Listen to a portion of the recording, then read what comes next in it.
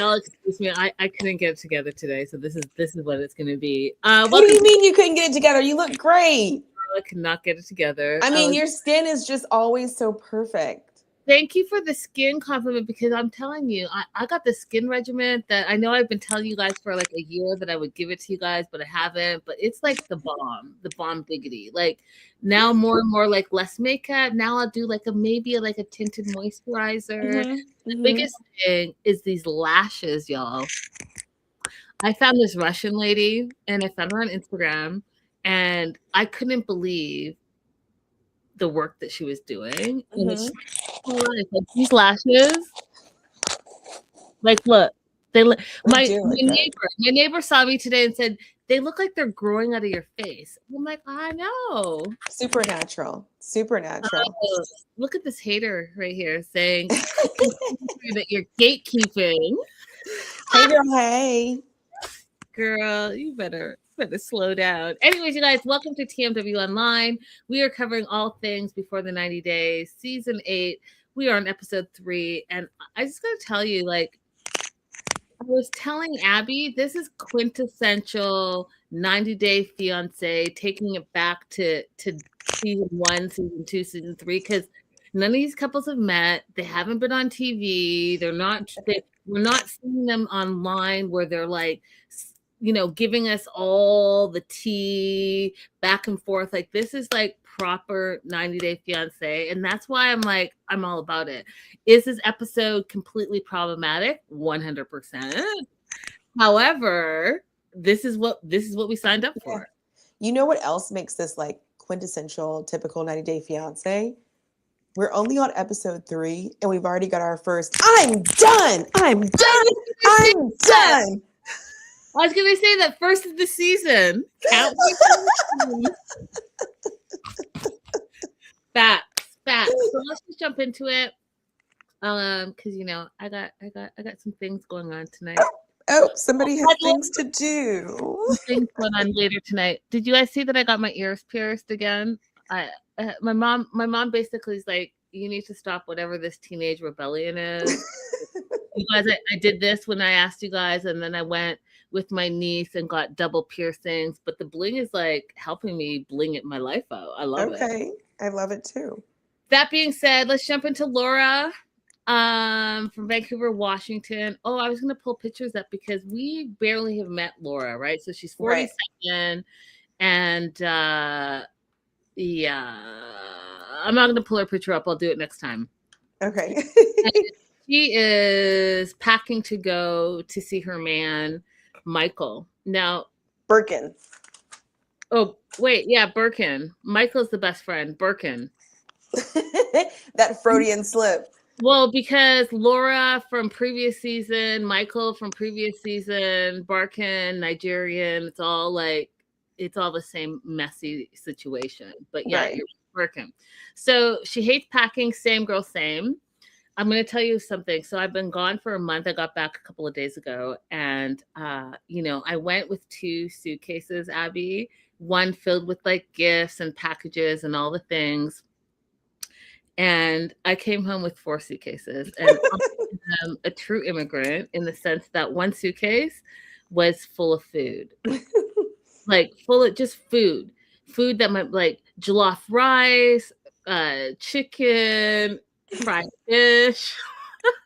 Did you bring any shrimp from Panda Express? I did not, because I'm not an idiot and I know how to pack food, right? So when you're packing food, you're not just like, no, it's in a container. We saran wrap it, you freeze it, you don't take it out till the day you're leaving. Like true immigrant style. But yeah, it was a whole thing. Anyways, that being said, I hate packing. I hate unpacking and I hate packing. And if I panned over and you guys could see that one of my suitcases is still on the ground in my living room, it's outrageous. But one of the things, and again, both Abby and I talk about this quite a bit, is Americans, can you just go and travel? Like just go somewhere. So Laura, 47 years young, and she's never flown over the ocean. She's never left the continent. And I know what she means is she never left America. Oh, which one of you is Abby? Stanky. Okay. Sanky panky. Hey, boy, Yeah. 50 quid. That's funny. Sure. Sanky, I got you. As soon as I figure out what a quid is. Oh, that's That's a British thing, right? that's Brit. Yeah.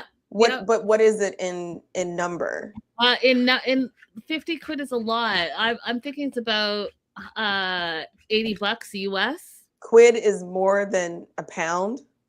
Well, quid and pound is same. It's just Oh, a quid and a pound is the same. yeah, this is their slang. All right, Sanky, I ain't got you no more.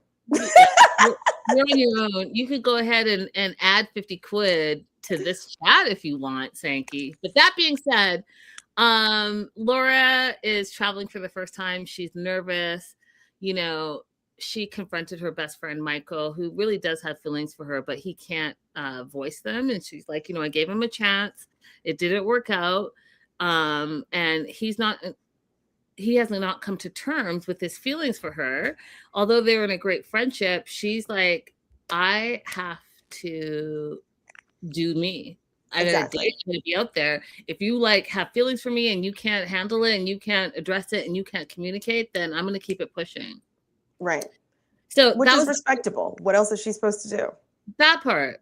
Listen, I posted something recently on my personal Instagram saying, you know, if a guy is not loving you out loud, then he's your friend. And that's what's going on. I saw that. I agreed so hard with it when I saw you posted that. That's what's going on right here, Abby. Yeah. That's your friend. That's your friend. If he can't communicate how he's feeling about you, that is your friend. Mm-hmm.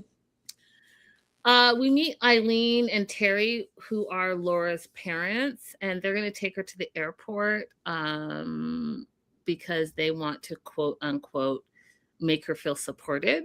And I just want to tell you that in the first 10 minutes, I was like, oh, this whole episode is going to be toxic. I felt it. And that's what was going on. So Laura talks about how they had a strained relationship because their parents are super conservative. In America, that means something. They're Catholic, which also means something. And Bearcan is not who they wanted to see her with. Mm-hmm. And quote, this is a quote, the mom is not in favor of a Muslim. That is a quote. And she thinks it's, quote, irresponsible. Mm-hmm. Hates that he's 20 years younger. He is, quote, an unknown entity, and it's not for love.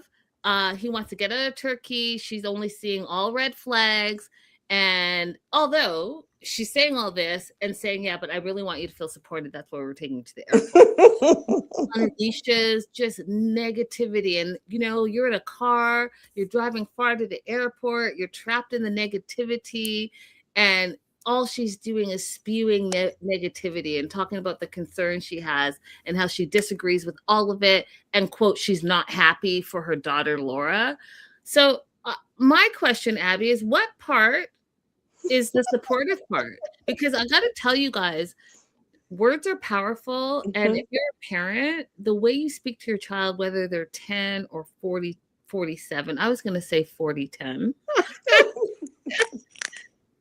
If they're 10 or 47, right, you are the first person that your child, grown or not grown, thinks of. Mm-hmm. So the things you say to them really affect them. And so when children and adult children talk about trauma and toxicity and who they allow in their life, like, I never understood how some people are not close with their parents, but like, I can see why it's strained in this situation. Right.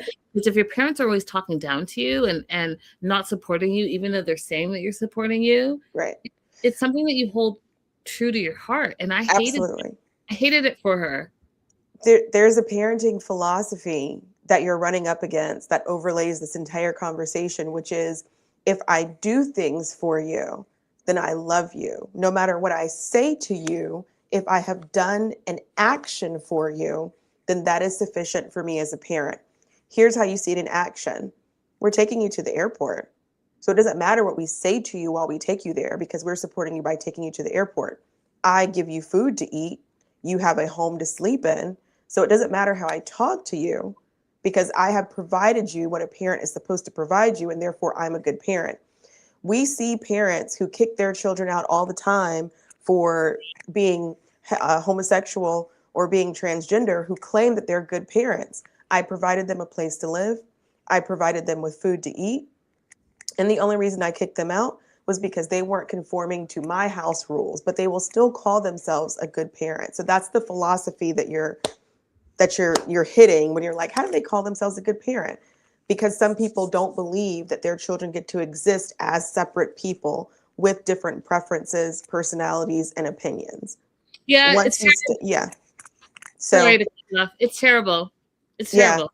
So one thing I wanted to say though, before we keep going in on her parents, because we do need to go in on them some more, is that Laura says that there is a cultural issue between having male-female relationships that she thinks Birkin may not understand, and that it's not a cultural issue, Laura. Okay, it's because you and Michael are not really friends. You and Michael have unrequited feelings for each other at different points in time, or feelings that he can't articulate. That is not a friendship. Right? It's not a relationship, but it's not a pure friendship. If you were pure friends, that would be a different issue. But there's no context in which your relationship with Michael would be okay with anybody that you're dating, no matter where they're from, because this person is interested in you in a different way than just being regular friends. 100%. Question of the day. Can men and women, adults, just be strictly friends? Let us know in the live chat. We're watching the replay. Let us know in the replay. Abby, what do you think? Can men and women strictly be platonic friends? Yeah, absolutely. I have many male friends, and the only way that it works is if you genuinely don't have any romantic feelings for each other. If you genuinely don't. At all. Period. At all. It's not a situation where you're like waiting in the wings to see if the person becomes available. Like, it has to be, and it's more difficult for men because a lot of times men have a hard time seeing women as people as opposed to objects to be used or flaunted or conquest. But if you meet a man who could actually see you as a person and appreciate your friendship and return that friendship without expecting a physical satisfaction in return, then yes, you could be friends. Yeah. Silver Lining says they can, but those two are not. Exactly. 100% agree. Facts. We head over to Turkey, Izmir, Turkey, and we meet Berkan. And you guys, I'm sorry. I'm not sorry. He's problematic to me already. Like, off the jump, problematic. And when he's talking about he's in darkness, he's reading Nietzsche and the book and feeling like Nietzsche and him are both in darkness. And I was like, bro, you're 26 years old. You need to go find yourself still. And this darkness and whatever you're working with, you need to figure that out before you actually try to enter a relationship with a grown-ass woman. I'm not for it. So what we find is that he wanted to be a professional footballer, soccer for Americans, but he blew out his knee and his ACL and it got crushed. So his career was over. And ever since then, he's only 26, but he can't figure his shit out. Met Laura on Snapchat. And you guys, that's part of the first of all, you know I say this all the time. Don't fucking slide into oops.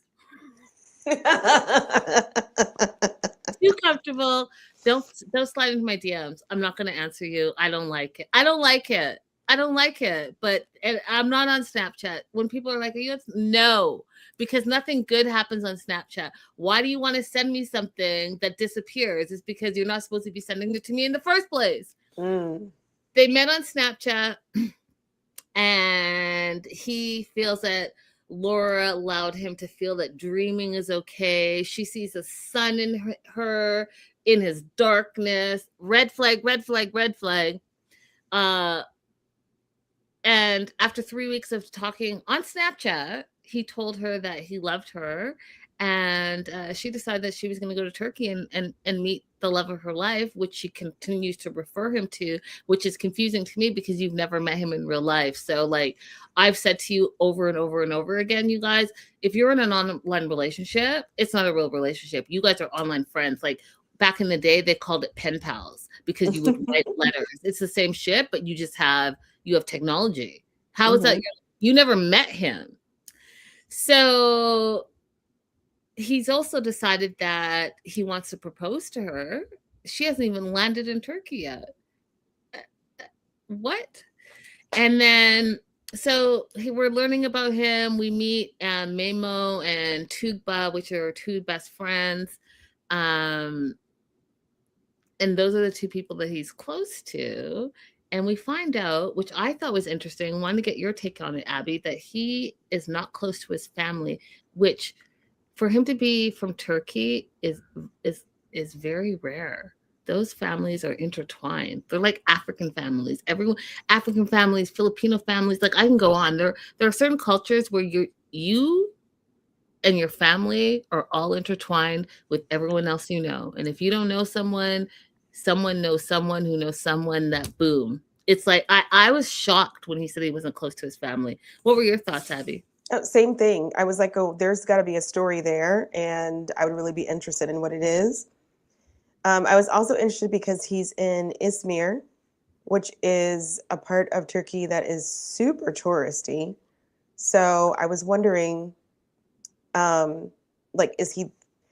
I don't want to be one of those people who's like, he's just looking for a green card, but like, is he there because he likes that there's so many foreigners in that area?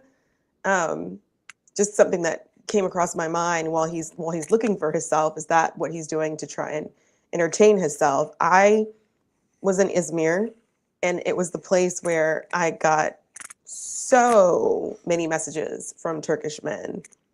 Like, it was it was overwhelming. Yeah. And it did feel very much like you were trying to catch a foreigner. That's the vibe I'm getting from him. I'm not a fan. I'm not a fan from the jump, but here we are. His friends were talking to him about Laura's age and ask, how old is she? Because he shows a picture. I guess they think she looks old. And then they're like, well, when you're 45, she's going to be 65. You're going to want someone younger. Have you thought about that? And also, have you told her about your situation? Because what we find out in this very new episode, just learning about him, he's had 2 failed businesses. He's got no job. He's got a bunch of troubles that he doesn't get into, but it's something that his friends are like, you need to tell her. She doesn't know because he doesn't want to have that conversation over the phone. He wants to have that in person. And then here's the thing that I didn't like as well.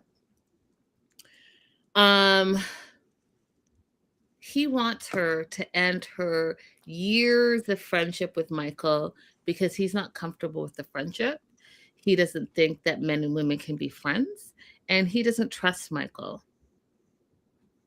Excuse me, y'all haven't met and you're already having these type of demands. Listen, Right.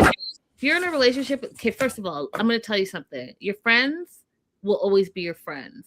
Your relationships may or may not work out. You might be in a relationship for 100 years and it works out for you. But if you've been friends with someone for more than 10 years, that is rare. Think about just step back right now. Step back and think about how many people you can count on one hand that you've known for more than 10 years. Okay.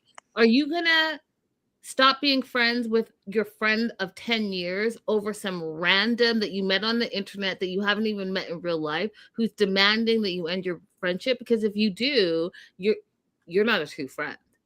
Yeah. Under normal circumstances, I would say, yeah, don't end your long-term friendship for a new random guy, like especially just because I don't enjoy being male-centered, period.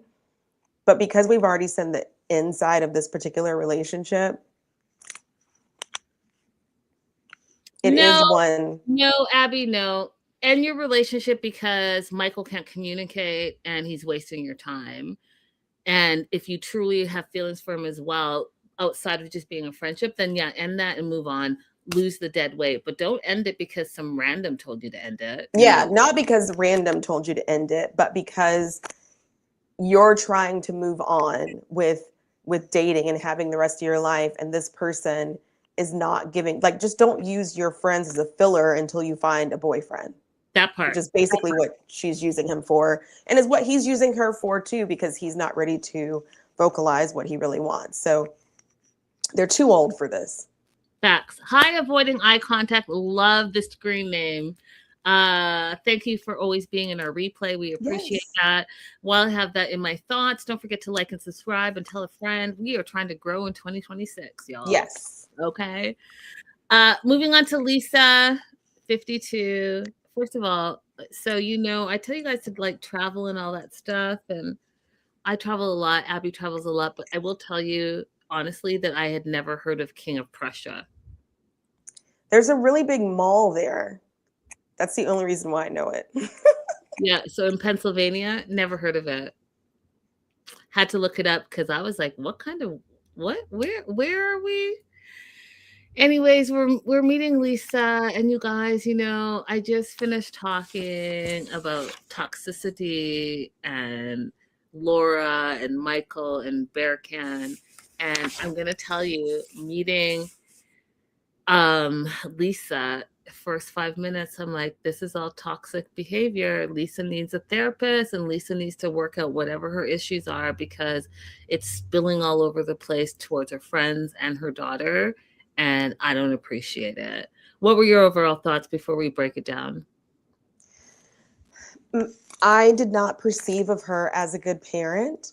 I do think that being a mom doesn't mean that you have to give up all of your dreams, but I do think it means that you have to put stability of your child to the forefront. And the very little that we've learned, just the outline of her life, has put Faith in a very difficult situation, even at present financially. So I'm not perceiving of her right now as a good mother, even though she probably would say that she was one, because they have what she considers to be an open communication and they talk about everything. But you don't make your child's life harder as a parent. Yeah, no, I'm not for her.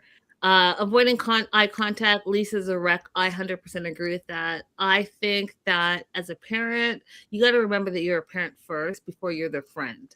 Okay? So you're their parent, meaning you're the leader, you're the role model, you're the who they look for advice and how to act in life. And when you're acting up and acting a mess and acting a wreck, that's what they're seeing. And if you think your child, grown or small, is not seeing your actions or not affected by those actions, and you are poorly mistaken. Poorly mistaken. I was also really offended when she kept saying, I will always choose you. Because she's lying. We've seen time after time already that you didn't choose her. Like, how you're standing on 2 feet that are in debt, not choosing your daughter. Facts. But we can go into the breakdown. So she's picking up condoms with her daughter and having that conversation about Daniel, whether he's a playboy versus a gigolo versus a pimp, and they're having that full-on conversation in the car as they're driving to the drugstore to pick up condoms. They're having the conversation about eggplant size and whether it's inches or kilometers, and I just thought that was like outrageous. Canada, yes, we do kilometers, but like, don't be stupid. You're not doing kilometers for eggplants. Like, just don't be stupid. Like, it just the stupidity of it all was just like blowing my mind. I'm already upset that I have this toxic 52-year-old, and now you're having a conversation with your 20-something daughter. It was too much. It was too much. And then Abby, and then Lord, 2 things hit me like a brick. Number one, 52 years old, and she's never used a condom before.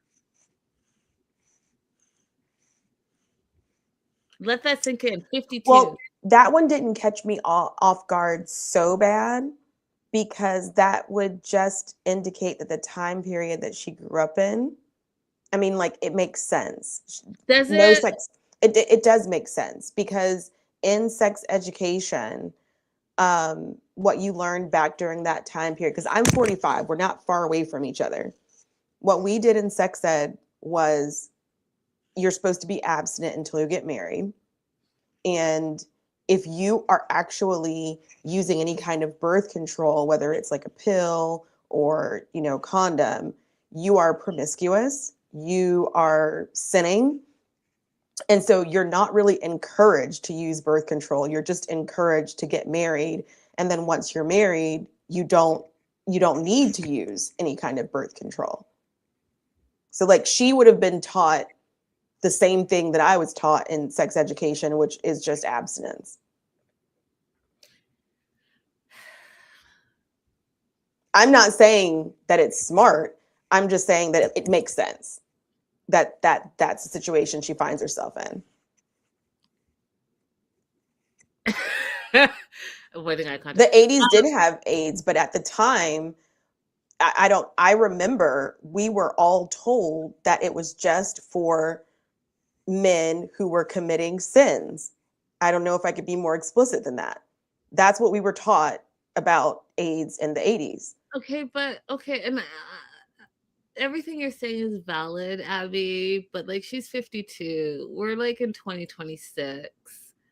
It's not the 80s, it's not even the 90s, Yeah. it's not even the early 2000s. But in all the intervening years, she said after her second marriage to a man, she's been with a woman or different women for the past 21 years. So in all that intervening time, if she had had relationships with men, maybe she would have, but it was women. No. So, but then just one more thing, like avoiding eye contact, I think that you're right. Like, I understand what you're saying. Women do need to protect themselves. But during that time period, we were being told that, if you're with your husband, then you're safe. Our husbands were not telling us that they were cheating on us. Magic Johnson. They were not saying, I'm doing something underhanded behind your back, so you need to protect yourself. The majority of women who end up HIV positive is because they had an unfaithful partner. So, or yeah, exactly. No. So. I'm gonna have to circle back to this because we got just no. So she's never used a condom before, buying it for the first time at 52 years old. And then we also find out that she's been married 5 times. And which goes into what Abby was saying, that, hey, you're going to date this person and then you're going to marry them because that's what you're going to do. First time, she said she was young and she got it annulled. Second time, it was her best friend and also her baby daddy, which is Faith's dad. Didn't work out. Third time, that was her favorite guy. She doesn't go into more detail with that, although she says she realized after her third marriage that she was a lesbian. She ended up being with women for the last 20 years and got married a 4th time to a wife and the 5th time to a wife. Doesn't elaborate why it didn't work out, but 5 times married. And then Danielle, it should be just Danielle. Daniel slid into her DMs. He's 39. He's from Nigeria, and it is just a mess. It's a mess, and it's a mess. It's a mess. But here we are. And my note says he messaged her on social media, and in quotations, I can't. Oh, you know what? I wrote that down in my notes too, but I was annoyed because I said he messaged on social media, but then they show us text messages. Yeah. Like, show us what the social media was. Yeah. I can't, because Lisa, baby girl Lisa, flashbacks, trauma, Laura, flashbacks, trauma, Michelangelo, flashbacks, trauma. Like I can go on and on and on. This right here is already giving. It's giving all that. It's giving all that. But he messaged her on social media. She says she fell in love with him.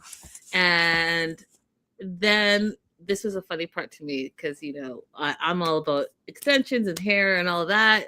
She didn't know it was a wig. It's a good wig, good for her. But she takes it off because it was like hurting her, itching her, or whatever.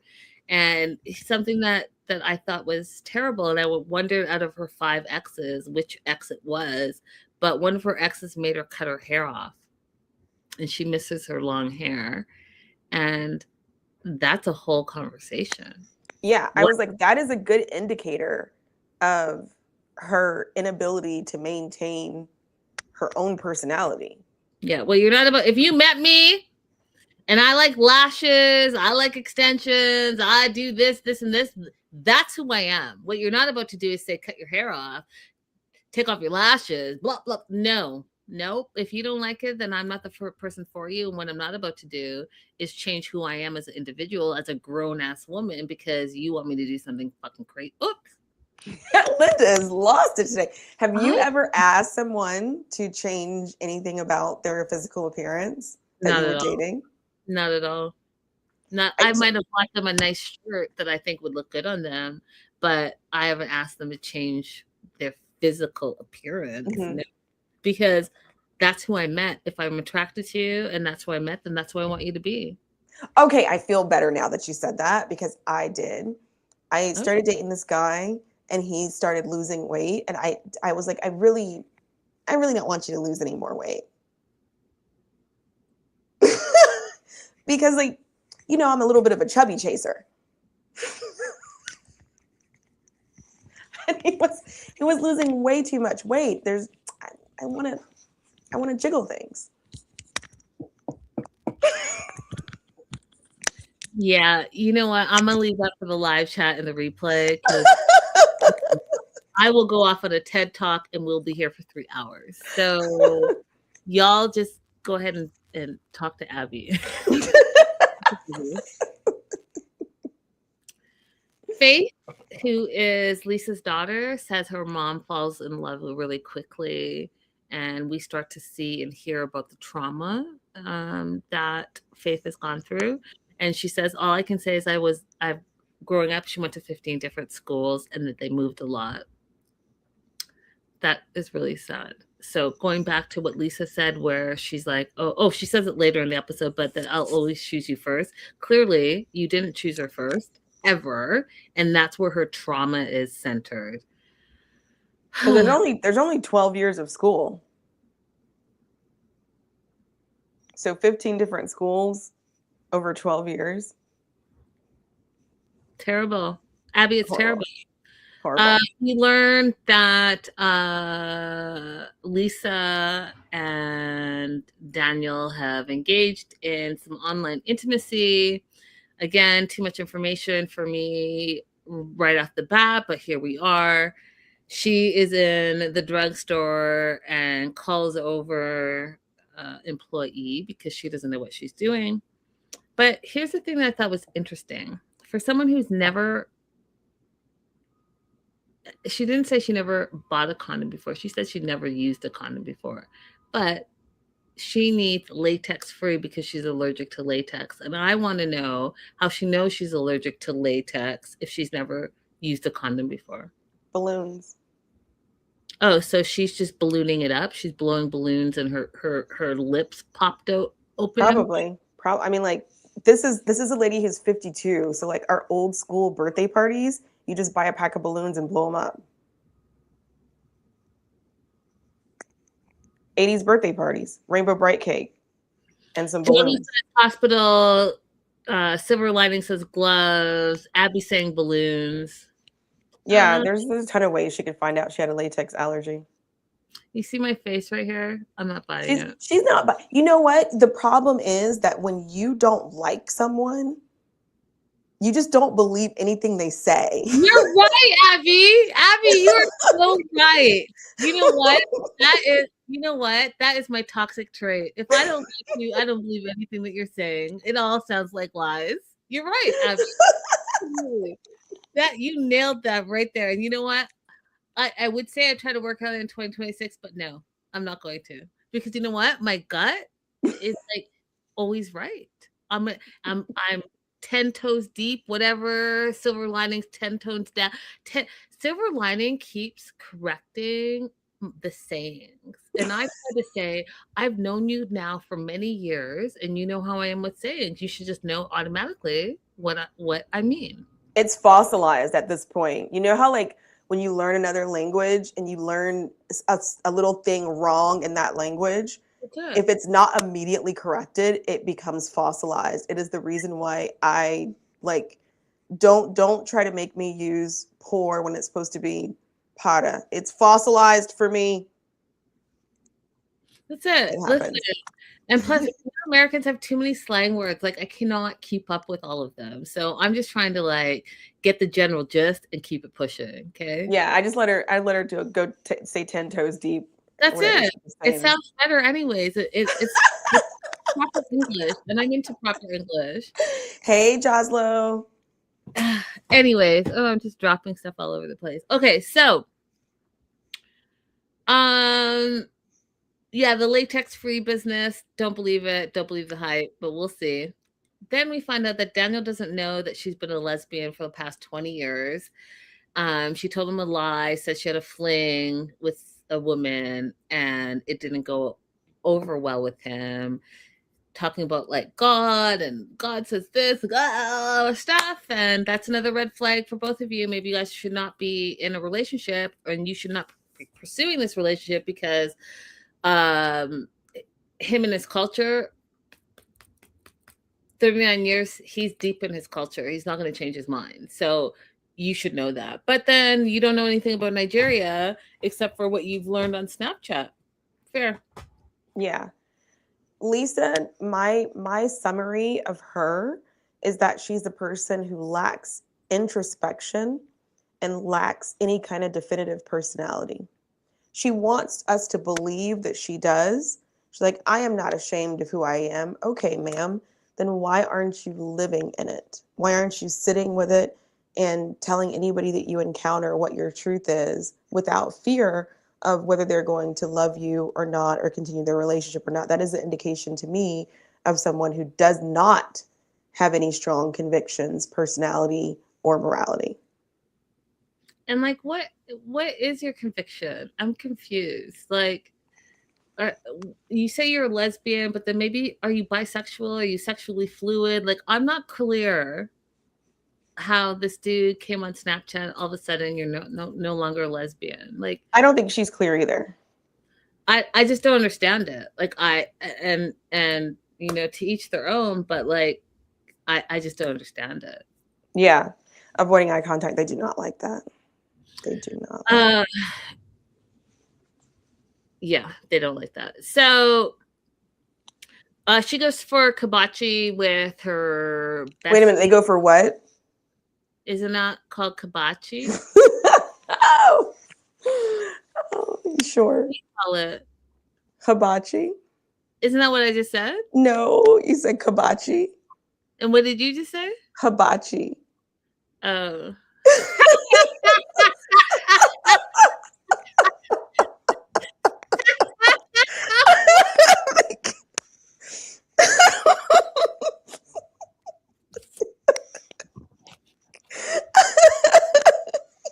Y'all. That was the least expected thing that I expected to hear differently. Listen, and I've been doing that for life. So in do you have this in Canada? I know we have it. Do we? No, but I've been to it before. I'll say that. I was going to ask, like, is it called kibachi in Canada? Maybe, I don't know. It's not. I'm sure it's not.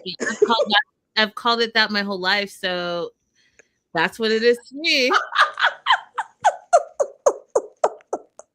I even wrote it down. Oh goodness.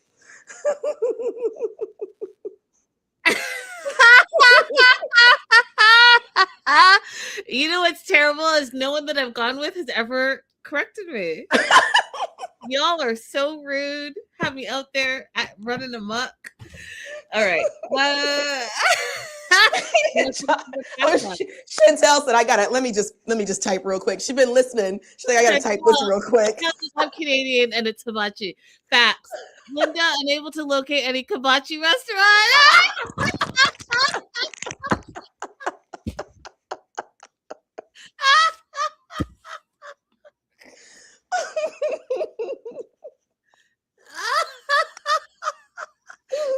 Y'all, there's no turning back. There's no turning back from that. I F Friday, yay.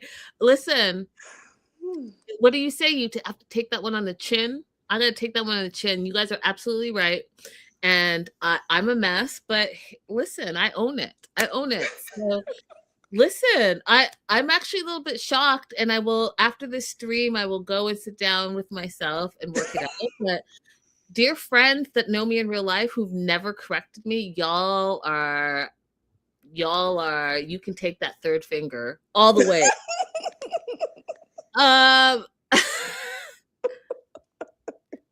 My next points are probably going to be invalid because of what I just said, but I'm going to say it anyways. So they are going for hibachi, not hibachi. And the cook is talking about Nigeria and going to Nigeria and not knowing Nigerian food. And so he's like, why are you going to Nigeria? And then my question was like, how do you not look up Nigerian food? But then I'm invalidating my own point because, you know. I mean, you know what's served at the hibachi place. You just didn't know it wasn't called hibachi.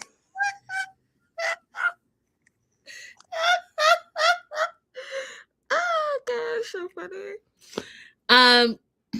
So they're out for dinner. And there was so it's Gina, her best friend, and Faith. And Faith has a lot of concerns about Daniel. She thinks that he's love bombing her mom, worried about romance scams, and, you know, explains that, hey, you are in the prime demographic for romance scam. You're single, you're older, you're a little bit desperate, and you're coming from a place of hurt. And I just thought that that was wisdom coming from Faith, right? Because she's also coming from a very toxic relationship with her mom. So for her to be able to articulate what her concerns were just was amazing to me. Then we find out that Lisa, who's 52, and don't forget Daniel, who's 39, in Nigeria, they've never met in real life and they met on Snapchat, has already bought him clothes. She sent him money for fuel, for electricity. She sends him money every 2 weeks. Though she doesn't have it like that, you guys. She lives paycheck to paycheck. And she's, in the 2 months that they've been talking, she's already sent him $2,000, and it's gone up from there. And he's asked her for money multiple times. And the question that Faith asked, that would be a question that I would ask, and that all of y'all should ask, if you are sending money to someone you've never met, you only know them online, Snapchat specifically, what did they do before they met you?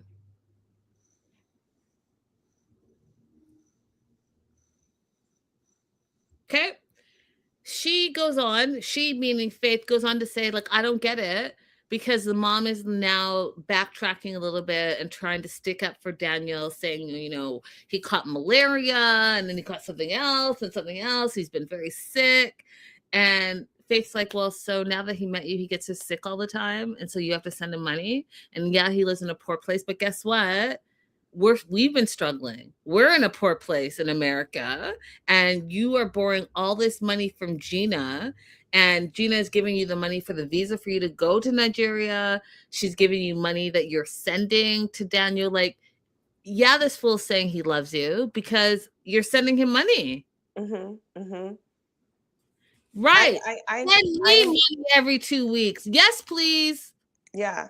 It's crazy to me that she's like borrowing from Peter to pay Paul when her own daughter is in need. Like it's crazy. But the thing about the money that I really wanted to focus on was the malaria. Because like, am I tripping? Or are there not, like, this is Nigeria. This is not like an undeveloped part of the world. They have access to malaria treatment. Listen, I don't know again, I was about to cuss. I don't know what's wrong with me. I don't know what's wrong with me because you guys, I don't even do it like that. But like, I think this episode just got me all riled up. First of all, if you're traveling to any African country, you're taking your malaria pills, you're not drinking the water, you're getting all your shots and all of that. Malaria is not, I mean, is it there, but it's not running rampant. Right. So that's what I was trying to, like, I didn't say it very well, but that's what I'm like trying to say. It's not like okay, so when we talk about romance scams or whatever is going on here, but I'm going to call it for what I think it is. I think that he wants a better life. He sees it through this woman. She's already sending money. I mean, you ever met and she's already sending you money every 2 weeks for the past 2 months? You've already gotten 2,000 US, which goes, y'all, that's so much money, right? In Africa, it's so much money. You know what I should do? I should set up an account for myself and say that I'm in Nigeria and start dating from America as a Nigerian and just see how many people will send me money. Do it. If you have that type of time, do it. Do it. Let's do a case study. Let's do it. You know, I'm down for an experiment. Do it. Do a social experiment, and then we'll sell it to Netflix and call it. That being said, Lisa goes on to say that her relationship with Daniel, and relationship, I use that loosely and in quotations because you guys already know how I feel about that, but it's the best relationship she's ever had. And my note literally says toxic. And then we get the first "I'm done" of the season. You know, that is, again, quintessential 90 Day Fiance, taking me back to the old school days. And Faith starts freaking out. She storms out. She's crying. She talks about how she can't talk to her mom because her mom tells her that she's not allowed to feel the way she's feeling, which again is trauma, right? So your daughter is expressing her concern about your relationship with her, and you are invalidating her feelings. I think that's disgusting. Okay? Disgusting. Mom follows her out with her best friend Gina, tells her that I'll always choose you first, which she hasn't, which is a lie. It's a bold-faced lie. But she's like, you know, if you're worrying that I'm going to go to Nigeria and marry Daniel, I promise you that I won't. That's the promise? Abby. What a ridiculous promise. What a nonsense, unuseful promise.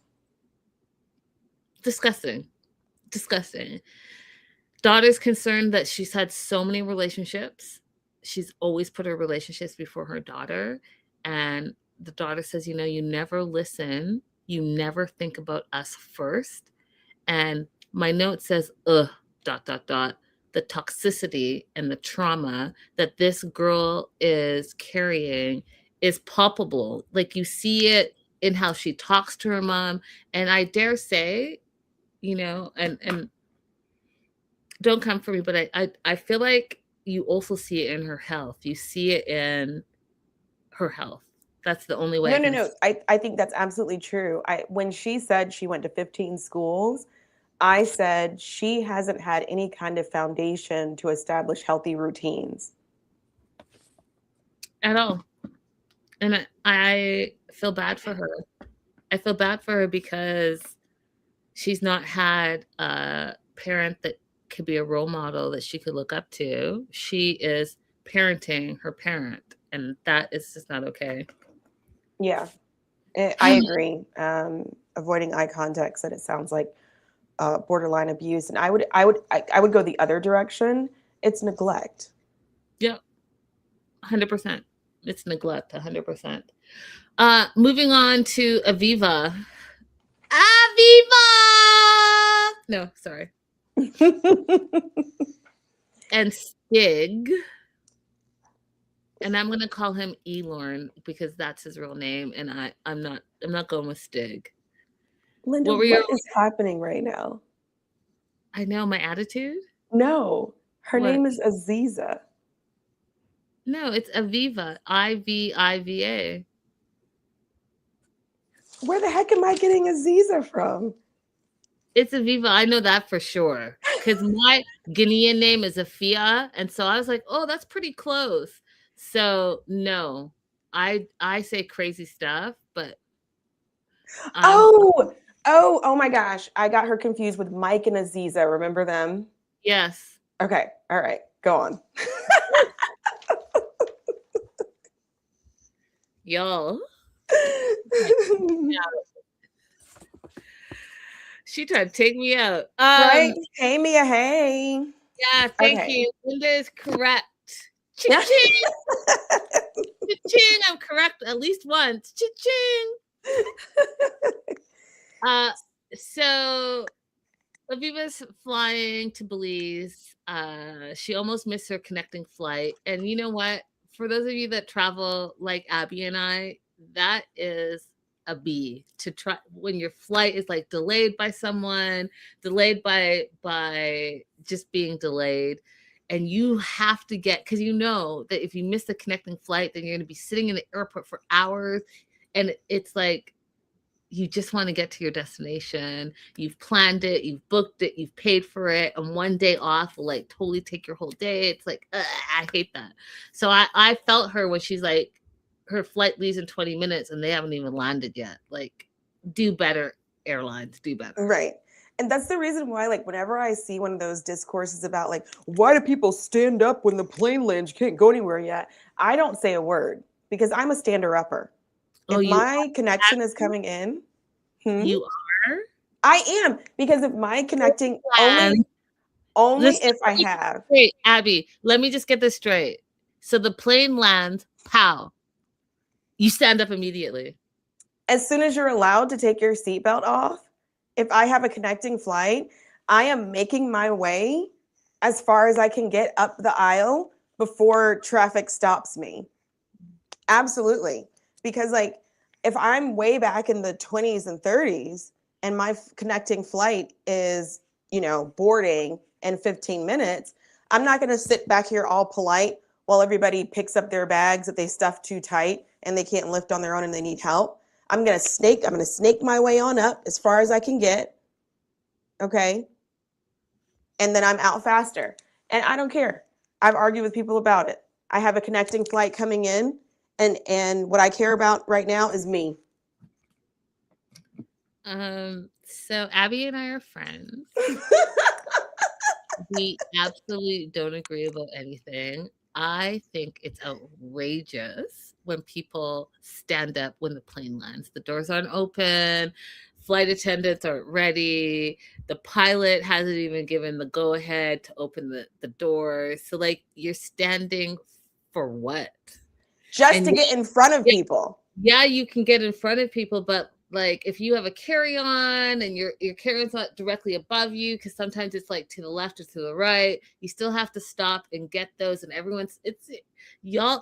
I don't have those problems, babe. Listen, I got my book bag and I'm on the go. You all are the problem. Okay, you all are but, problem. But what happens if my plane is, because I only do this if I have a connecting flight that is boarding soon, right?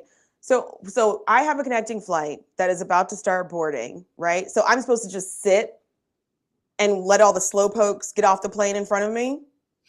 Okay, go ahead, live chat and replay. Are you a stander-upper as soon as the plane lands, or are you like a regular person and you wait till like flight attendants and the pilot says, okay, the doors are open and the flow starts flowing? Let us know, because I think it's outrageous. And I sit there and laugh. I'll take pictures. And if you know anything about me, because I travel a lot, I post pictures of these people standing up when the plane just lands. It's outrageous. Someone tried to tell me, oh, well, I like to stretch my legs. I've been sitting for so long.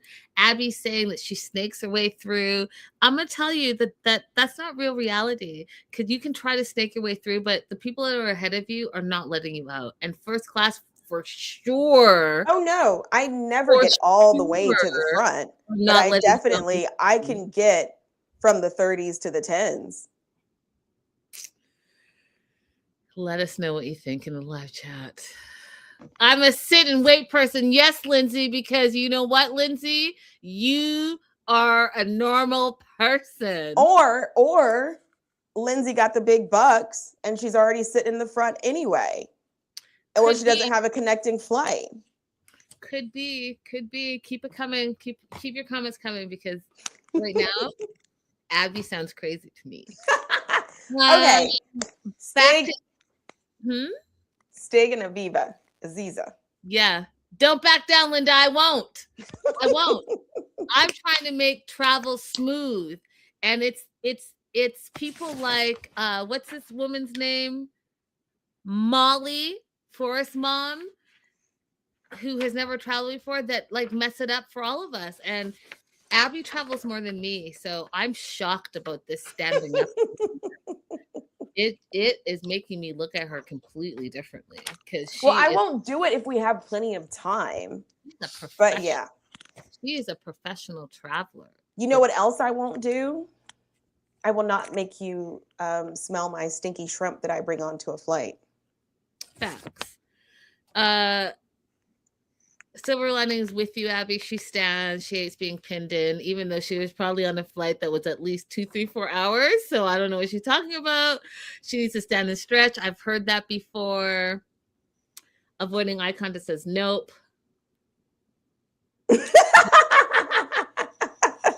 Molly, I'd have to push her out the way at TSA. I can't. Abby, y'all are crazy. Crazy. All right, back to Aviva. Rushing to her next gate, plane leaves 20 minutes for her connecting flight. She's going to go and meet Erlon, aka Stig the artist, aka Soldier Boy, aka musician, womanizer, all about music. He's in Belize instead of Nigeria.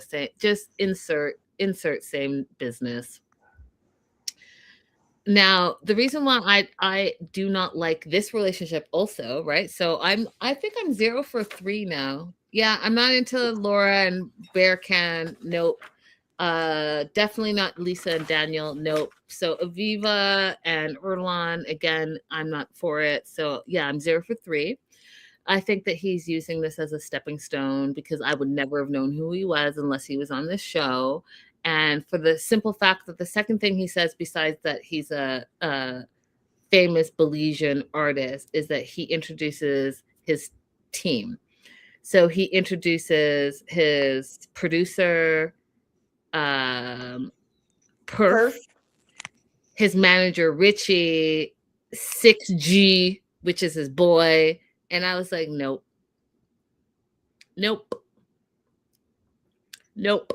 What if these are his only friends? Says apparently he's a star there, unlike Usman. I don't care if he's a star there. I don't like what this is doing right now. So we find out he likes American girls. He met Aviva 2 years ago. He thinks she's hot because she has blue eyes, great personality, and a beautiful heart. And his friends start like teasing him and saying, like, you want to breed her? And he says yes, maybe a boy and a girl. He also wants to go to America. And when they say for citizenship, he says yes. Abby, what were your thoughts on that as an immigration attorney? I have so many thoughts. In the beginning, I thought if he wants to expand his music career, he would actually qualify for a visa on his own. He wouldn't need to do a fiance petition or a marriage petition. Tell me more.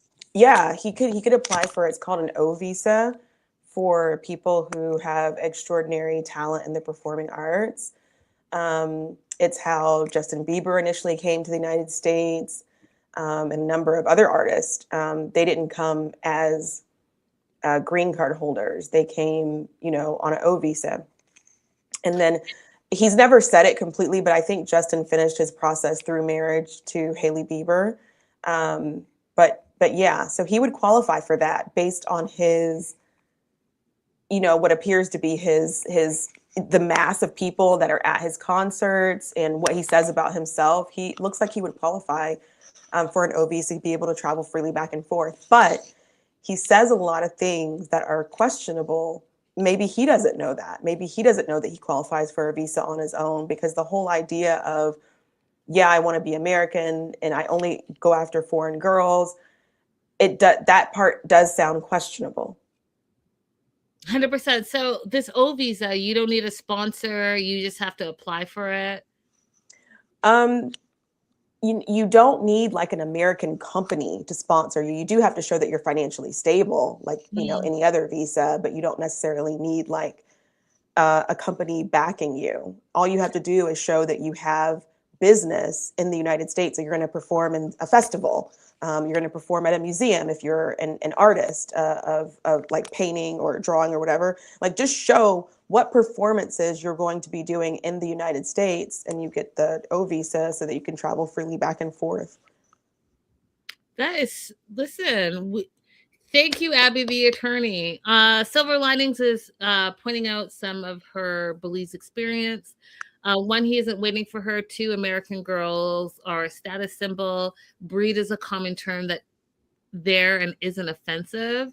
Men and women say it. I didn't take offense to it, although, we've talked about it in previous shows where I just feel like women are more than that. They're more than just breeders, like. This is also common. Like, I know where Belize is geographically, but it feels like they adopt a lot of Caribbean culture. Mm-hmm. And it's common there as well to say that. And I don't think that just because men and women say a term makes it any less offensive. Yeah. So I don't like the idea of saying breed women, especially when he says, like, I might want a baby. His conversation doesn't indicate that Aviva is a person whom he wants to have a relationship with, just a person he wants to take from. Mm. And that's what that kind of language does. That's what, Let us know what you guys think. Silverline says having a wife and a sweetheart is normal. Their fidelity is rare. That's unfortunate. And yeah, I'll have a lot to say about that. Is it 100% Caribbean culture? I'm not sure. I think it's just male culture. I think in America, same thing. Like, if we did the statistics, how many men are actually truly just one women men? I don't know. I don't know what the stats are. If you guys know, let me know. But I think that there are a lot of people that are, at the club and they're married. So. Mm-hmm. That being said, he, meaning Erlon, wants to take Aviva to San Pedro for his upcoming show. His boys say, like, are you sure? Because that's Temptation Island. And, are you sure she's not going to be jealous? And, the women love you there. And his boys literally say, no disrespect, but I've never seen you settle down. And he agrees. He's like, I've been a player for most of my life. But I'm really trying to settle down now. And I am looking for someone that, he doesn't say I'm looking for Aviva. He says, I'm looking for someone to listen to me, to be there for me. And hopefully I can be faithful. I'm sorry, Abby, but where is the incentive there? Because I don't see it. I don't see it. He's not offered any incentive. He's not offered any kind of return on investment. And it doesn't look like she has asked for one. It looks very one-sided from the outside in. I do want to say one thing before we go any further, because it wasn't earlier when we were first introduced to him. But another maybe cultural thing, I'm not sure, so you can tell me what you think. Stig and also trigger warning for sexual assault. He describes him being assaulted as a funny memory. What part was that? He talks about a time when the girl. Yeah, Yeah. Okay. Right. So he talks about this time when he was on stage and there was a girl who was trying to get into his pants. And he tells the story as a funny event. And it's not, it's an assault. And so like I don't know if that is a cultural thing that he's not recognizing it as assault, or if it's a patriarchal thing, because it happens here as well. I don't think it's a cultural thing. I think it's a man thing. I think that oftentimes men don't recognize when they're being assaulted because that's not something that we ever talk about in society. So I think it's good to point out, yeah. Especially for heterosexual men. I just think that that's something that we don't talk about. And I watch enough Law and Order to see how that plays out. And most men don't report when they've been assaulted because they don't recognize that they have been assaulted. So I think it's that. Earlonne is setting up the hotel room that he got because he's not bringing her back to his apartment, which, yeah, I get you want to have a romantic night, blah, blah, blah. So he's gotten flowers. He wants to give her a Belizean welcome. But again, that didn't sit well with me because show her the lifestyle that she is going to get accustomed to. But you're not showing her that because you don't really actually want her to get accustomed to Belizean lifestyle because you actually want to come to America. And you made that clear. They love each other. They've been dating allegedly for 6 months, but it's the first time they're meeting in person. And he is willing to, quote, start the rest of his life with one burner. And in their culture, one burner means one girl. Although he's never just been with one girl. So like you're 30 and all of a sudden now you're going to be faithful and monogamous as a, international superstar, like Usman likes to say. I don't buy it. I just don't buy it. Her biggest fear after she lands and sees him and they have their kiss and all that stuff is that she is going to be hurt. Her heart is going to be broken by him. And I think that's just valid. They meet in real life. They hug, they kiss. He gives her a single rose to represent that she is the only girl in his life, which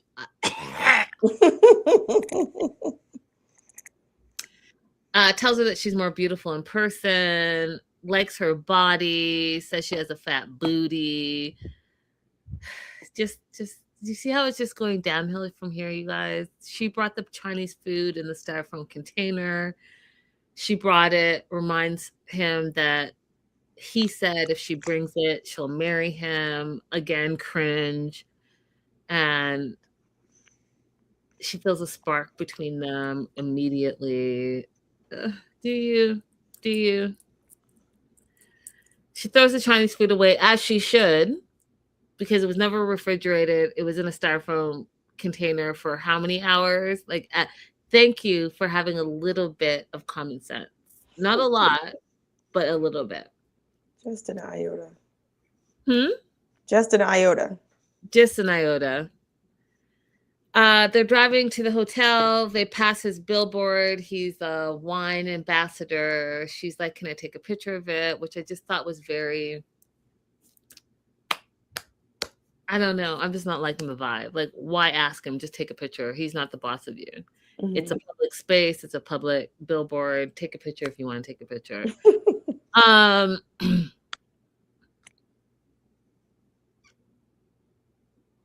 They get to the hotel and they start having the conversations about like being in a relationship. She wants to know if he's been seeing other people. He doesn't answer her, which, is an answer in of itself. He feels like she might leave him, or he'll leave her. Not quite sure. She's like, well, what would constitute you leaving me? He says, Earlonne says, I would leave you if you can't understand what I do for work. You don't know who I am, and you don't know my lifestyle. Sounds to me like you're not making any changes, Earlonne. Mm-hmm. Sounds to me that you want to have your one groupie at home, but still not change your behavior or your lifestyle. He wants a servant. He said he wants somebody to come home to that will be there for him. So basically somebody cook and clean for him, somebody take care of his children. That's what he wants. He wants somebody to, like, I'll be out doing whatever I want, and when I come home, you'll be there and everything will be clean. That's what he wants. Yeah. No, and also wants to come to America. He literally said he wants a citizenship. So Right. let's wrap that up all in a ball. Side note, totally a me thing, but one of the things that is, they got to the hotel. Y'all have been outside. She's been on the airplane for at least 10 hours. And you all just jump in the bed with your outside clothes. And not I knew you were going to say that. on the bed, you pull the covers back and you go under the bed. You friggin' go to the bathroom. They got a nice bathrobe for you that you could take a shower. Fresh and so clean. But no, you just change into your lingerie. Like, no, I just, why are you guys like this? Why? Maybe he likes it tart. Why? I don't understand it, you guys. I don't understand it. It truly, it bothers me to my core. And it bothers me because, like, as much as I travel, I'm just trying to figure out, like, why are y'all so nasty at the hotels? Why? Abby, why? I don't have the answers for you because I don't even sit on my bed at home. Like, you don't put your outside clothes on where you sleep, you guys. It doesn't make sense. You don't wear your shoes in the house. Listen, if you know me, you already know. I'm just saying, like, you all wonder why you guys are like all the time, and you're dirty. No, you're tracking everything inside. Well, did it make you feel any kind of way that she was insistent on this lingerie? Like, from the airport, she was talking about, I brought the lingerie. And yeah. I think that she, I mean, this is a whole other conversation, but he was talking about, we'll see where it goes. I do believe that she could have waited. I think that you still don't know this guy, and I think that she is, as a woman, do what you want. If you're feeling that vibe and that's what you want to do, I respect it. But is he respecting you? I'm gonna go with no. That's it. Sheena and Forrest. First of all, who knew Forrest and Dev, his stepdad, Forrest and Dev, who knew that they would be the voice of reason in this situation? Like, who knew? Poor Forrest. It's like he's traveling with two toddlers. Outrageous. So what I loved about their scene, I love the dog and the doggy yoga. I love that this guy was just literally printing the Philippines and selling these signs that he just printed out on a board. Love it. Make your money, friend. And the jackfruit. Have you ever had jackfruit, Abby? Yes, in Mexico. Okay, so I've never had it. It's on my list. Did you love it? I did like it. It's very interesting texture. Okay. I'd like to have it prepared different ways. I only had it fresh, but I know that a lot of people use it like as faux chicken and all kinds of other stuff. So yeah. So yeah, it's on my list to try. Oh, actually, you know what? Now that I think of it, I have had jackfruit, but it looked different because it was red. Mm. And it's because it was cooked. Okay. Never mind. I've tried. They've rented an apartment outside of Sheena's apartment so that they could all stay together. Sheena's super nervous to meet Forrest and, especially Molly. They've been in a quote unquote relationship for 7 years. And my question to you guys in the live chat and the replay, and especially to you, Abby, could you be in a relationship for 7 years without meeting your significant other? Not me. Hey, Becca. Hey, Lindsay. No, I could not be in a virtual relationship for 7 years. Rebecca says, I cannot wait for the most recent recap of the I cannot wait for the recap of the most recent episode. Linda's gonna lose it. Listen, I'm losing it right now, so I can't even imagine what's happening most recently. That being said, there's absolutely not. Absolutely. First of all, online dating is trash. Second of all, if you haven't, first of all, online dating is trash. If I'm online dating, which I'm absolutely not, but if I was, if you didn't ask me out in the first like week, then no, I'm done. We're keeping it pushing. 7 years, 7 years, Yeah. 7 years of cameras and bullshit like dancing and friggin' 80s aerobic. No, Yeah. I don't have that type of Not time. me. But it does seem that it was okay for them because both of them seem to have a little bit of autism. No. Yes, but absolutely not. Absolutely not. 7 years, you guys. 7. I just want somebody to ask him, why did it take 7 years to get money to travel out there? That's it. I need to know too, because apparently you had a good job for us. So like, what? No, nope. Forrest is exiting the plane. The mom has lost her passport. She's a mess. Literally, I say I can't. She can't find it. They don't know where it is. He's like, well, you're gonna need your passport to get through immigration. She's lost it.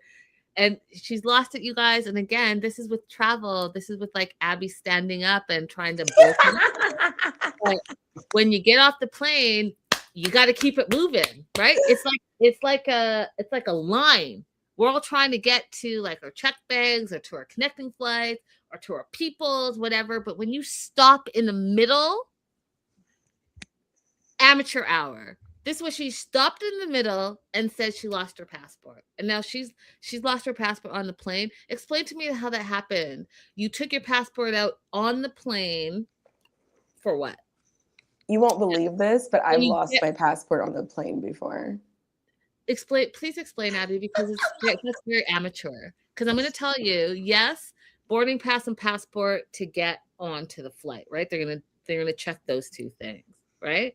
But it's 2026. You're probably using your phone, QR code, boom, you're in. Passport in hand, they scan it, boom, you're in. You put your passport in your little passport folder, or you put it in your wallet, or your purse, or your back pocket, your front pocket. Explain to me, Abby. This is what we think happened because we're not 100% sure. I was traveling with a group of girls. I sit down in my seat. Another girl hands me her stuff to hold it while she's getting situated. She gets situated. I hand her stuff back. We think at that time that I gave her my passport along with her things when I gave them back because we found my passport in her purse. But this was only after we had been looking for it, searching the seats for it, asked the flight attendant if they could make an announcement for people to look for it. The U.S. Marshal has identified itself because I have a missing passport on an international flight. And then the marshal was like, we need all of you to go through your bags before we get off the plane. So she goes into her purse and she's like, oh my God, I have your passport.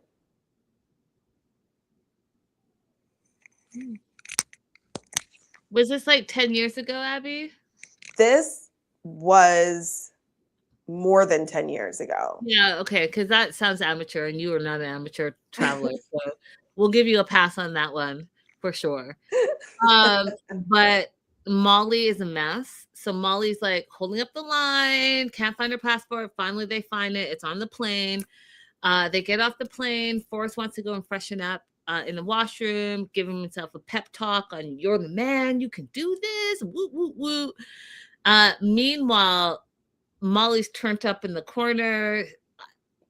Molly and Dev, I'm not sure what they're doing. And even Dev's like, to Molly, settle down. Because she spun herself up about their relationship, her passport, like no one really knows what she was exactly talking about, but she was spun up. She's also still upset about the money situation. And literally in all caps, I say what SMH because we learned that this money situation is not really a situation because it's friggin' Sheena's money. Sheena's spending money the way she wants to spend her own money. They didn't send her money. This is not Forrest's money. This is not Molly's money. This is not Dev's money. This is Sheena's money, who, as a doctor, veterinarian, she is earning on her own. And she has decided that she is going to support her family, her parents specifically. So I'm not clear, and I am about to lose it on Molly for her having the audacity and the privilege and, the Caucasianness to spew this anger on someone else's money. Like, make that make sense. It doesn't make sense. My note Malaudacity. Listen, y'all. Stop it. Just stop it. Stop it. My note again, because I'm still shocked, is that they've been online dating for 7 years, and I literally say amazing because it's amazing to me. They Molly, did have a sweet little reunion. Oh, sorry, go ahead. Molly wants to say a bunch of stuff on what Forrest shouldn't say on his first meeting to his 7-year girlfriend who's never met in real life. She stops herself. And so this is the only time where I'm like, okay, Molly, thank you for pulling it back a little bit and understanding that you were completely overstepping again. So she just says, go, Forrest, go, say whatever you want to say, even though she wanted to tell him exactly what to say. Mm-hmm. Forrest and Sheena see each other. They both start crying as his parents, Molly and Dev, watch on. They have this all this gushy moments. Our journey is about to start. I love you. No, I love you. They hold hands.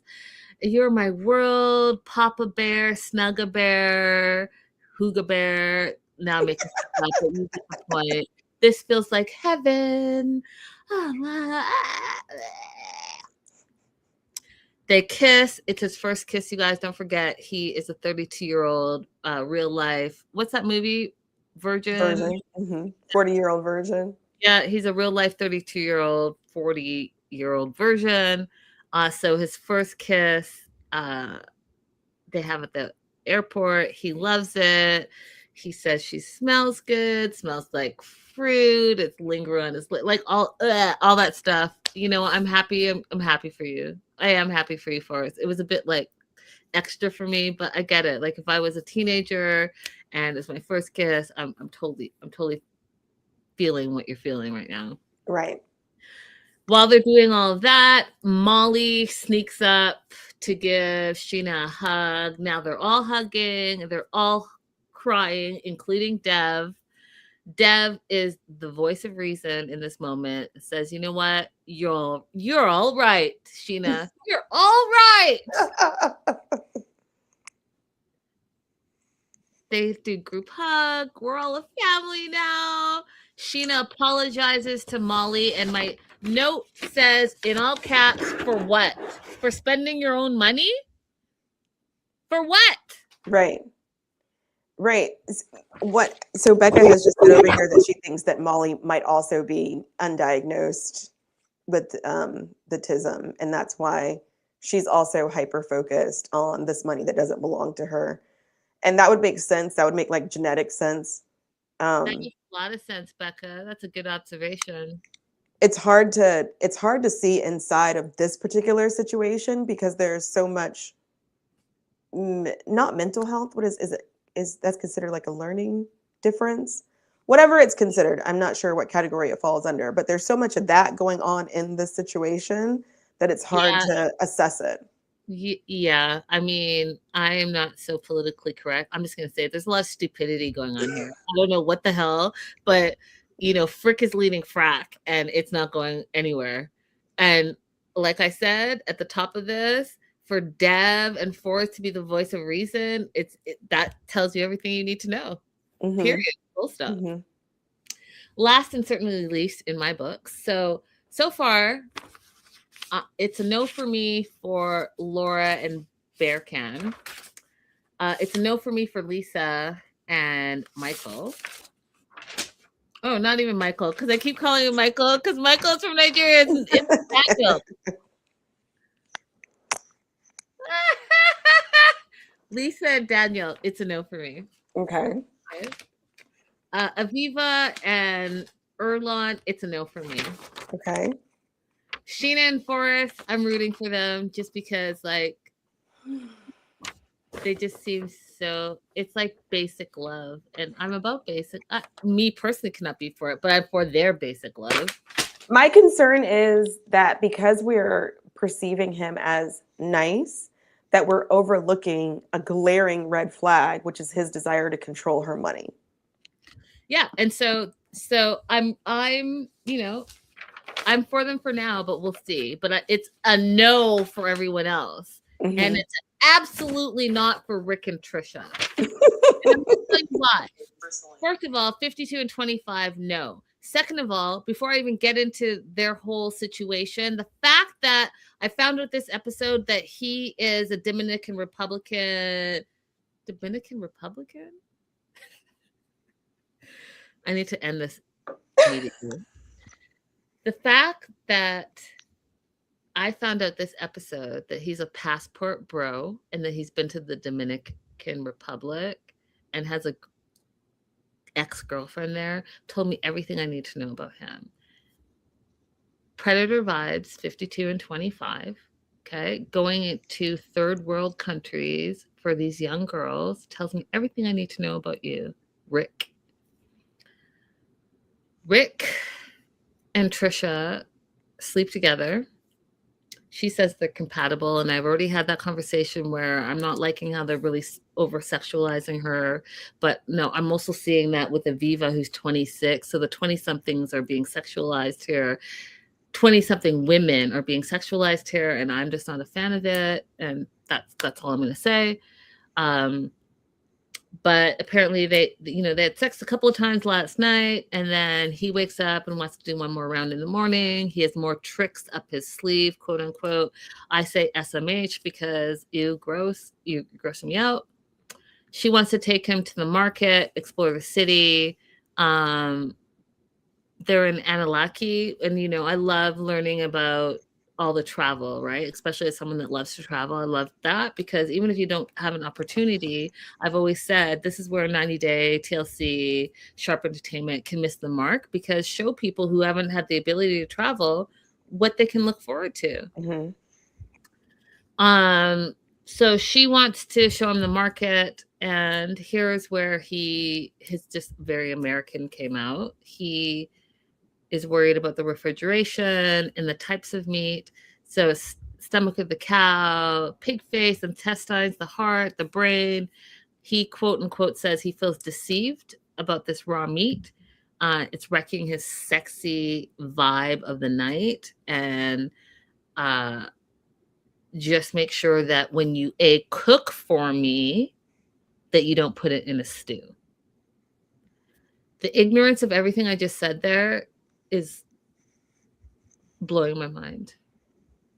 Trisha takes it with a grain of salt. She's like, in our culture, we eat everything. Nothing is wasted, right? Don't forget, it's a third world country. Everything doesn't come so quickly and easily in that process. You can't go down to the Trader Joe's or to the Ralph's or the Save on Foods or wherever you shop and think that you're going to get everything prepackaged and refrigerated. Like, that just shows me your ignorance.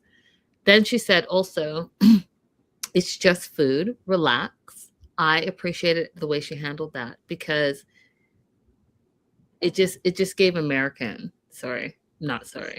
So this one, I was questioning what's Rick's cultural background, because number one, we eat cow stomach here. It's called hog mog, very common.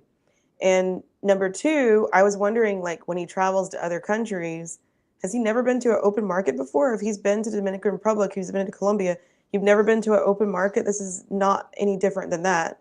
No, he hasn't, because he's too busy preying on the young girls at the clubs. That's why. That's like the best thing about going to another country to me is going where other people shop for their food. It's one of the most enlightening kind of experiences you can have is to know how other people eat. And go to a market, you guys. Listen, these open air markets are amazing. If you like a farmer's market wherever you are in America, the markets abroad are 1,000 times better. 1,000. I mean, if you ever been to Japan, Harajuku, it's like a whole Sunday festival, food, music, and it's like blocks and blocks and blocks and blocks long. It's amazing. It's amazing. You go to the Philippines, same thing. Street food, that's what they're known for. Like, I just don't. I think it's what Abby said. If I don't like you, then everything you say is just going to irritate me. And this is what's happening with Rick. I think he is the worst right now. Wait, I had a question for you. Have you ever eaten brain? I haven't, but I've seen it in a stew. It's like more like a soup, but like thicker soup. And I was gonna try it, but I didn't. Have you ever had it? Yeah, but it was on accident. It was not on purpose at all. I thought that I was having a little quesadilla, but I misunderstood. It was a quesadilla. Quesos is brain. Brain. Yeah. So I ate them multiple days because they were really cheap. I just kept on going to the same place and getting them over and over. And then another parent came up to me when we were waiting to pick up our kids. And she was like, "Oh, you really love those quesos." And I was like, "The what?" What did you say? She's like, I saw you at the store. You go by the store, because I really would, like, on the way to Taylor's school, I would go by that store, get like 4 or 5 of them because they were like 2 pesos a piece. And then I'd wait outside of the school, just like having my quesos. Sometimes I'd even get the bread from the bakery across the street, and like eat it all together, a little afternoon snack for myself. Love it. So I was like, "Oh no, you're mistaken." So I go back to the store and I asked the guy, and he had a grin on his face. He knew. That's why Abby is so smart. But anyway, yeah, I do like the way that she handled it, but I also think that it's one of those instances where we can inadvertently look over something that is a clear red flag when somebody is vocally disrespectful to your culture. That's something that you have to, pay more attention to, 100%. I think. 100%. And it goes more than that. It goes more than that. Disrespecting the culture. Then, she's taking him on this beautiful drive down the coast of Madagascar, and they stop, they get out, there's live music. He tries to dance a little bit, he can't dance. Then he sees her dancing and he's like, "Oh, is that your cultural dance?" Which is like so like ignorant. She's like, "No, that's just the way I dance." She tries to explain Rova, which is the area that they're in, and she explains that means palace. He's like, "Oh, where's the palace?" And she like points it out. He's just like small-minded, and I don't like that for her. However, he thinks he's falling more and more in love with her and wants to be transparent. He wants to have a talk with her because he's still stuck on this 5 days where he tried to call her and call her and call her, and there was no contact. So he tells her about this again, and she literally said, "Reminded me of Greta from The Other Way. I already told you about this." But when a man is insecure, and when he wants to put his insecurity on like a strong woman, he's going to continue to badger and badger and badger and badger you. And I want you guys to really pay attention to what I'm saying, because if it was the other way around, women would be like, "Oh, she's nagging me, or she's bitching at me," all this stuff. No. When you have an insecure man, those are the most lethal. And I want you to really pay attention to who you're interacting with and how they're responding, because she's already addressed this, and now she has to address his insecurity because he has not accepted it. And not only has he not accepted it, he has done her dirty, and he's trying to flip it so that it's her fault that he cheated on her because he didn't believe her and he thought that she cheated when she didn't. So you see the manipulation there? That is That is the ultimate red flag. That is a just run. Just get out now, because he's 52. He's not changing. I promise you he's not changing. So she says, I already told you. He didn't believe her. And then says to her face, I want you to be open and honest right now. What? She's like, okay, just don't get mad, which again is a red flag, right? You haven't tell your man that you just slept with, that you just met, to not be mad because you don't know how he's going to react. She tells him that her ex got robbed. He blamed her for being an accomplice. Her brother got in an accident on their scooter. Obviously, there was like not an insurance thing that they have in the West. And so they had to pay for the victim's needs and pay amends and all of that. So she was focused on that. She's like, basically, I wasn't thinking about my phone for those 5 days. I was going through a lot and doing a lot. And so that's why I didn't call you. He thought she was with someone else. And she's like, he's like, I'm your confidant. She's like, I didn't know you. 26-year-old with common sense. I didn't know you. We've never met. Yeah, we've talked on the phone. Yeah, maybe we've DM'd, but I don't know you. Why would I tell you all my business? Why would I tell you my problems? And then you think that I'm a gold digger and I'm telling you because I want money. No, that's not who she is. She's a midwife. She has her own life and she's trying to do it the right way. And meanwhile, this 52-year-old insecure passport bro is bringing drama into her life. So then he feels guilty for not trusting her. And in the 5 days, he did her dirty. And the producer's like, well, what did you do? He first, and avoiding eye contact, says this.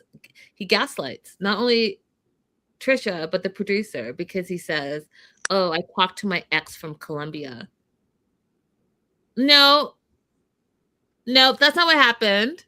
You didn't just talk to your ex. You didn't ring her up and be like, hey, girl, hey. No. You reached out to her.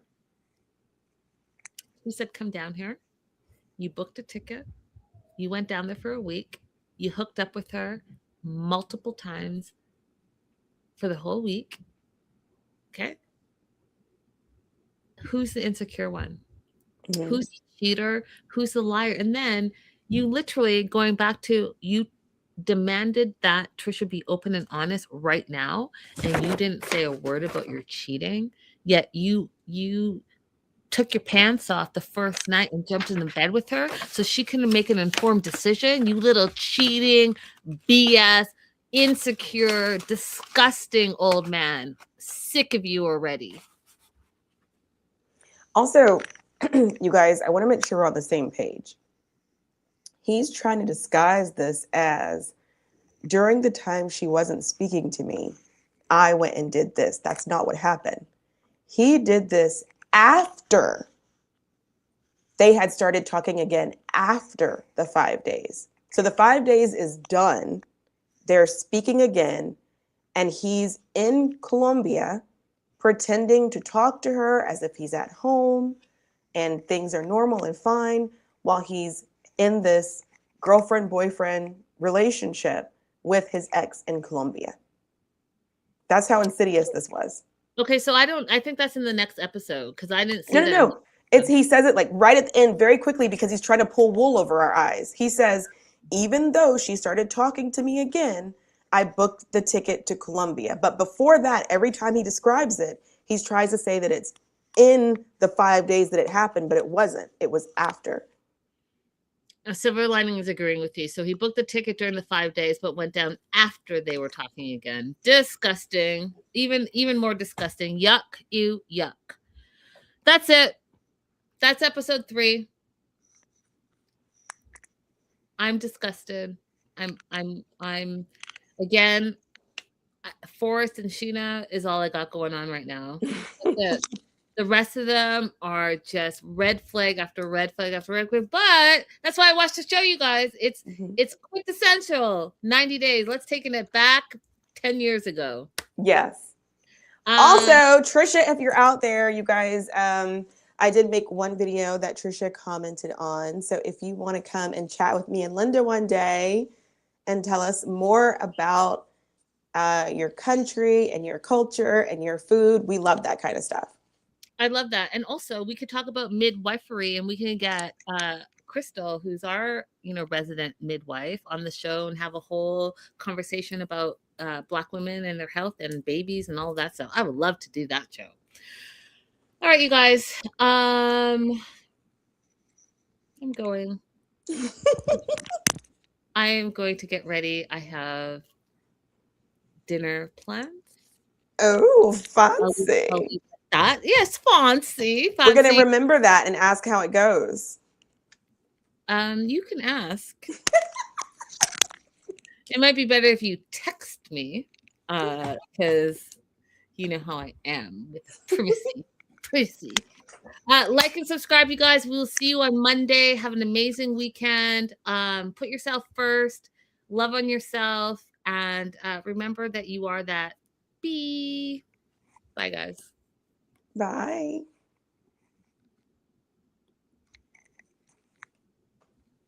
Oh, is it doing the special stuff that it used to do or what? It doesn't say ended yet, so I think we're I still know in it it. hasn't.